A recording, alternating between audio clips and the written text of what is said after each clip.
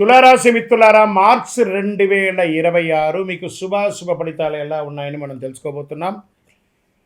ఈ నెల మీకు గ్రహస్థితులు ఎలా ఉన్నాయనంటే, గురు 8వ స్థానంలో రహస్య మార్పులు, లోతైన పరిణామాలు చేస్తుంటారు.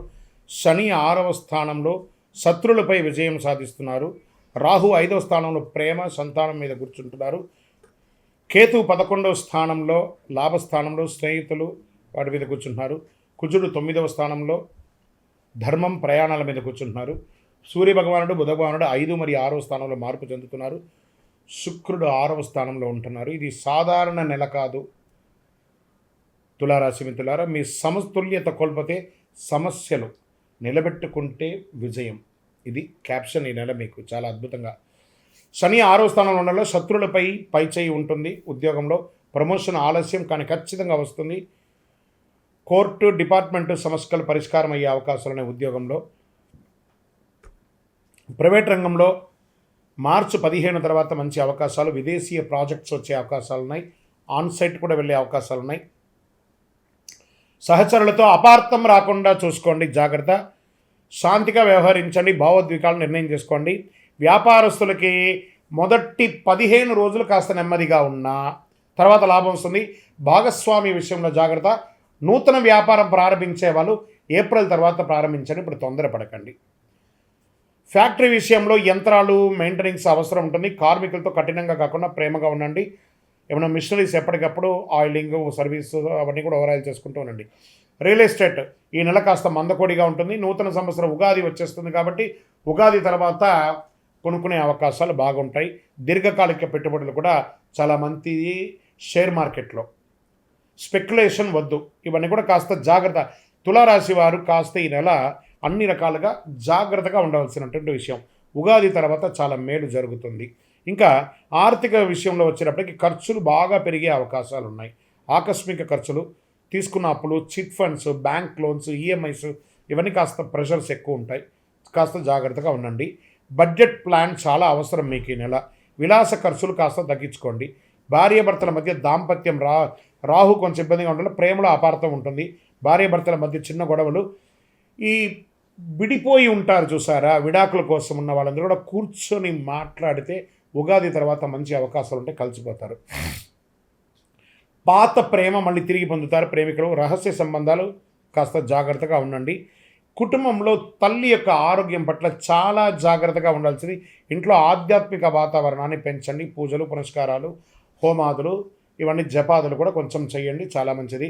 సోదరుల మధ్య ఇచ్చిపుచ్చుకునే దాంట్లో కాస్త జాగ్రత్తగా ఉండండి. వివాహానికో లేకపోతే వాళ్ళకి మీరు ఇవ్వడం కానీ వాళ్ళ దగ్గర తీసుకోవడం కానీ సమతుల్యత పాటించండి. ప్రేమను మెయింటైన్ చేయండి. ఊరికే ఏదో తొందరపాటుగా ఇచ్చేసేసుకొని ఇబ్బంది పడకండి. వాస్తవానికి మీరు ఇబ్బంది పడకండి.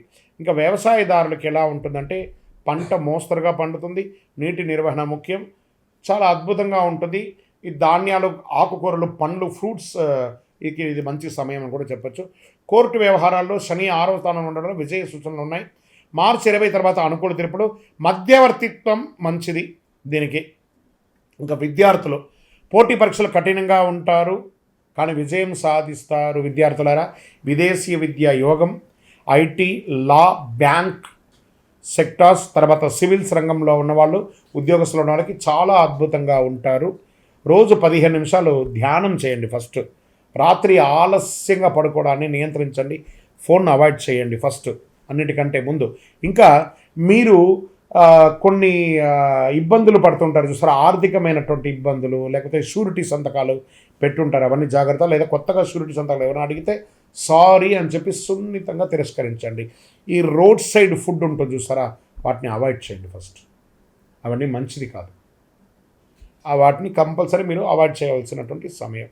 యోగా, ప్రయాణం మంచిది. తేలికపాటి ఆహారం తీసుకోవడం మంచిది. చర్మ సమస్యలు వచ్చే అవకాశాలు ఉన్నాయి, ఇవన్నీ కూడా జాగ్రత్త పడండి. కడుపు సమస్యలు అంతా కూడా అవకాశాలు ఉన్నాయి. తేలికపాటి ఆహారాలు తీసుకోండి.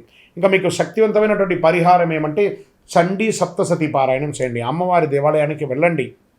మీ వయస్సు ఎంత ఉందో అన్ని దీపాలను మీ ఇష్టదైవంలో వెలిగించండి. నెలకొక్కసారిన నవగ్రహాలకి 19 ప్రదక్షిణాలు చేయండి. అవకాశం ఉంటే ప్రతిరోజు లేదా ప్రతి మంగళవారం, ప్రతి శనివారం చేయండి. అమ్మవారి ఆలయాలు దర్శనం చేయండి. తెల్ల పూలతో అర్చన చేయండి. పేద బాలిక బాలకులకి వస్త్రాలు ఇవ్వండి, పుస్తకాలు పెన్సిల్ ఇవ్వండి. చాలా అద్భుతంగా ఉంటారు. అదృష్ట సంఖ్య 6 మరియు 9. అదృష్ట రోజు శుక్రవారం. అదృష్ట రంగు తెలుపు మరియు గులాబీ రంగు మీకు చాలా కలిసి వస్తుంది. అదృష్ట దిక్కు పడమర దిక్కు చాలా కలిసి వస్తుంది. ఒక రకంగా చెప్పాలి అంటే కూడాను తులారాశి వారికి మీ కోపాన్ని నియంత్రిస్తే విజయం, మీ ఆలోచించి మాట్లాడితే గౌరవం. ఈ నెల మీలో నిజమైన శాంతిని కాపాడుతుంది. శుక్రుడి కృప మీకు కావాలి అంటే మీ యొక్క లక్ష్యాన్ని పెట్టుకొని ఇంట్రాస్పెక్ట్ చేయండి. ప్రతిరోజు మీరు ఎలా ఉండాలి అని ప్రోగ్రామింగ్ చేసుకొని చేయండి. మీ ఇష్టదేవ దేవాలయంలో దీపం వెలిగించండి. మీ యొక్క వ్యక్తిగత జాతకం కోసం మా దగ్గర అపాయింట్మెంట్ తీసుకోవాలనుకుంటున్నారా? మీ పేరు, మీ డేట్ ఆఫ్ బర్త్, మీ time of birth, place of birth మా నంబర్కి వాట్సప్ చేయండి, కాల్ చేయకండి. ఇంకను నెక్స్ట్ ఇంకా గొప్పగా ఉండాలి అనుకున్న వాళ్ళకి అతి శక్తివంతమైన ఒక 48 రోజులు మన దేవాలయంలో పూజ చేసినటువంటి కరుంగాలి మాలను ధరించండి. కరుంగాలి మాలను ధరించండి. అద్భుతమైనటువంటి అనుగ్రహం పొందండి. ఆయురారోగ్యంగా ఉండండి. విజయోస్తు.